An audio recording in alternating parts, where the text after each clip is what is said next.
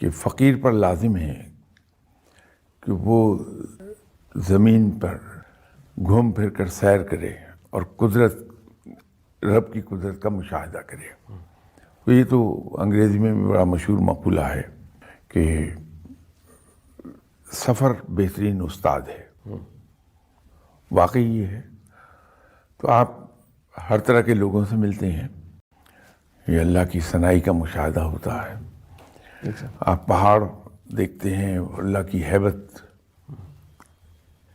کا مظہر ہوتا ہے. وہ سمندر دیکھتے ہیں، رب کی وسعت اور ہیبت کو ظاہر، اس کا ایک مظہر ہے. دریا ہیں. فقیر جب مشاہدہ کرتا تو ان ڈیپتھ اسٹڈی ہوتی ہے وہ اس کی. وہ کسی چیز کی حیت پر غور نہیں کرے گا، اس حیت کی میکینزم پر نظر رکھے گا وہ. تو اس طرح سے مشاہدہ کر کے انسان ایک تو رب کے قریب جاتا ہے،